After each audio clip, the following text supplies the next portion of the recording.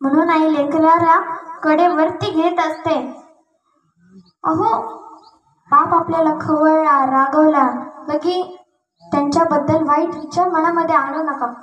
बाप हा फणसासारखा आहे, बाहेरून दिसायला मात्र कडक आहे, परंतु आतमध्ये अमृताच्या सारखे. मनामध्ये प्रेम असतं. आपल्या मुलाला कुठेतरी वळण लागला, संस्कार व्हावेत म्हणून थोडं रागवतो, खवळतो.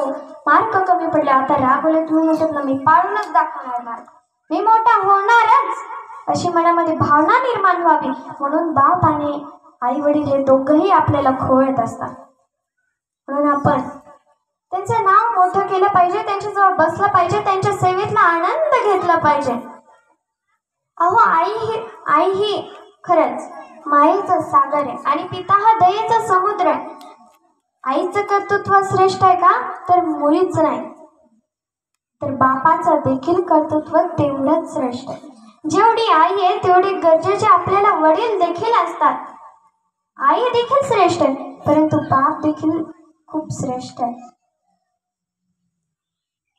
अहो, जर लेकराचं दुखत असलं तर दवाखान्यामध्ये कॉटवर मलमपट्टी करणारी, फॅन खाली बसून कॉटवर बसलेली मलमपट्टी करत असणारी आई आपल्याला दिसतेच, परंतु तिकडं दवाखान्याचं बिल कसं भरवता येईल याच्यासाठी रात्रंदिवस एक करून काम करणारा बाप कोणी बघितलाय का?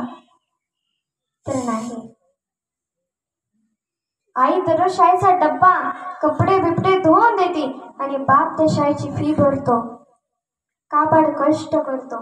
लेकराला कुठं कमी काही पडू नये म्हणून रात्रंदिवस झटत असतो, तो म्हणजे बाप असतो. म्हणून आपण आई वडिलांना विसरलं नाही पाहिजे. बापाला देखील तेवढं श्रेय दिलं पाहिजे जेवढं आपण आईला देतोय. अहो, आज आपल्याला राम वनवासाला जाताना रडणारी कौशल्य दिसतेच, परंतु राम राम म्हणून जीव टाकणारं कोणी दशरथ बघितलाय का?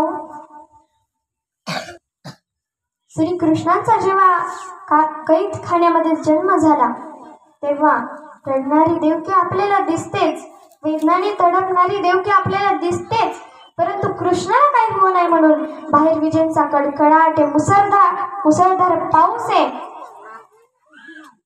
नदीला पूर आलेला आहे आणि त्या वातावरणामध्ये कृष्ण सही सुखरूप राहावं म्हणून स्वतः नाका तोंडापर्यंत पाणी येत असताना देखील त्या नदीतून गोकुळात अगदी सही सलामतपणे श्रीकृष्णाला पोहोचवणारा कोणी वासुदेव बघितलाय का?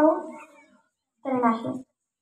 म्हणून आपण आई वडिलांना दोघांची सेवा केली पाहिजे, दोघांना देखील तेवढंच मानलं पाहिजे. आई ही पृथ्वीपेक्षा देखील मोठी आहे, परंतु त्याच सोबत बाप हा आकाशापेक्षा देखील उंच आहे. म्हणून त्या आई वडिलांना विसरू नका,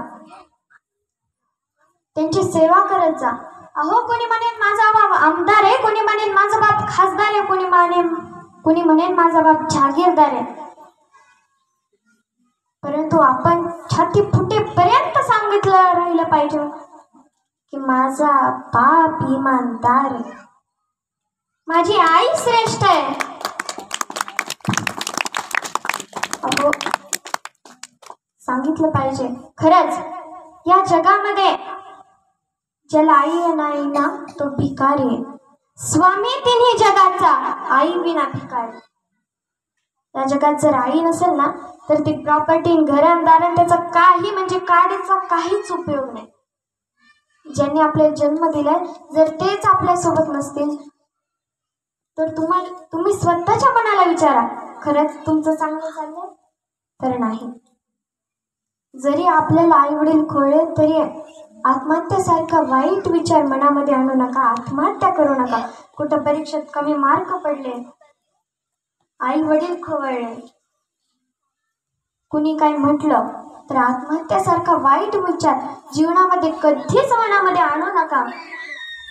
जरी राग आला तरी काकूकडं, मामीकडं, मामाकडं, काकाकडं राहा. जर तिथं नाही जमलं तर जांभवाडी या ठिकाणी येऊन थांबा, राहा. जोपर्यंत तुमचा राग शांत होत नाही तोपर्यंत राहा. जेव्हा तुम्हाला वाटेल की खरं माझं चुकलेलं, खरं तिचं चुकलेलं समजून घ्यायला पाहिजे, आपुलकीची भावना जर निर्माण झाली तुमच्या मनामध्ये तर तुम्ही पुन्हा घरी वापस या. तिथं फुकट राहण्याची पिण्याची सगळ्याची सोय आहे. म्हणून त्या ठिकाणी या आणि ज्ञानगडाला जामवाडीला एकदा भेट द्या. अहो मी बघितलं सिंधुताई सपकाळांचं जीवनचरित्र. त्या अनाथांच्या माय झाल्या. मी ठरवलं आजपासून मी अनाथांची वृद्धांची लेक होणार आहे. म्हणून मी त्या ठिकाणी बांधकाम सुरू केलंय. जर कोणाला काही वाटलं तिथं राहावं, तिथं शिकावं, तिथं भगवंताचं नामस्मरण होईल, किंवा राग आला, भांडणं झाले, तन्न झाले, बायको खवळली, बायकोनी बेल न फेकीला, काय झालं, तर त्या ठिकाणी या, राहा आणि आपल्या मनातील राग शांत करा आणि आपसात बसून तडजोड करा आणि मनामधील राग कसा तुमचा शांत होईल यासाठी प्रयत्न करा. आता प्रवचन खरंच उशिरा झालं, त्याबद्दल मी तुमची दिलगिरी व्यक्त करते, पण यायलाच उशीर झाला आणि नियोजन देखील. म्हणजे आपण 32 कॅरेट सोन्यापेक्षा सुद्धा आपल्यावरती प्रेम करणाऱ्या आई वडिलांना आपण विसरतो, त्यांना घराबाहेर टाकतो, त्यांना रस्त्यावरती आणतो. ही आजची शोकांतिका आहे. हे आपण लक्षात घेतलं पाहिजे आणि त्या आई वडिलांची सेवा केली पाहिजे. त्यांच्या सेवेतील आनंद घ्या. पावसाचं देखील वातावरण झालंय, त्यामुळं आणि वेळ पण होतच आले म्हणायचं, फक्त 5 मिनिटं कमी आहेत.